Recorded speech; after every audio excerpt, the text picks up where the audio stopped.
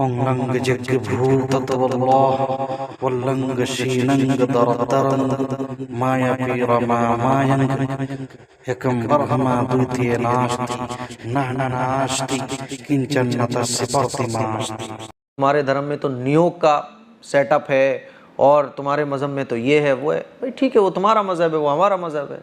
लेकिन जब 72 हूरों की बात आई है तो मुझे लगा कि अपने तमाम मुसलमान भाइयों को मुझे समझाना चाहिए कि 72 हूरों को कॉन्सेप्ट को समझो, वो तो एक अलग है, लेकिन सिर्फ 72 हूरों का तस्करा इस्लाम में नहीं है, जन्नत और जहन्नम का तस्करा इस्लाम में नहीं है, बल्कि हर मज़हब के अंदर स्वर्ग नरक, अप्सराओं का और मरने के बाद की ज़िंदगी अच्छी होगी, वरना अगर बुरे काम दुनिया के अंदर करोगे तो तुम बुरा अगले जन्म बुरा लोगे।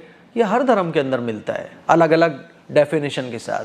अब देखिए, मैं हिंदू धर्म की अगर बात करूं तो भागवत गीता में लिखा हुआ है, कृष्ण जी अर्जुन को बोलते हैं कि अगर आप लड़ते लड़ते शहीद हो जाएंगे तो आप स्वर्ग में जाएंगे और स्वर्ग में आपको अप्सराएं मिलेंगी, और अगर आप जीत जाते हैं तो दुनिया पर हुकूमत करेंगे। तो यहाँ देखिए आप, हिंदू धर्म में भी अप्सराओं का तस्करा है।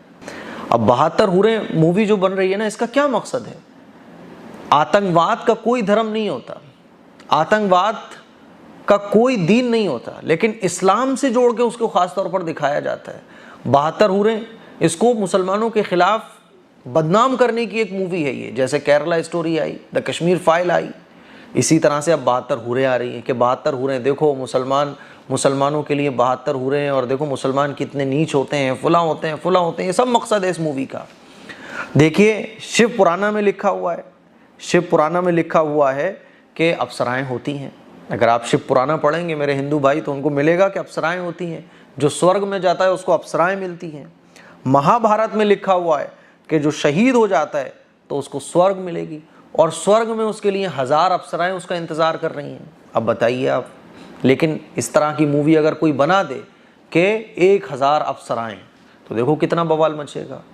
लेकिन ये हमारा कलेजा है कि 72 हूरें मूवी बन रही है, द केरला स्टोरी मूवी बन रही है, कभी हलाले पे कोई मुंह फाड़ के बोल रहा है, कभी ट्रिपल तलाक पे कोई बोल रहा है।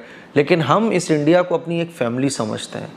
हम जो लोग इस तरह की मूवीज़ बनाते हैं उनको भटका हुआ समझते हैं, उनको नालायक किस्म का समझते हैं। इसीलिए हम गवर्नमेंट से कहना चाहते हैं कि ऐसी मूवीज़ पर लगाम लगाई जाए।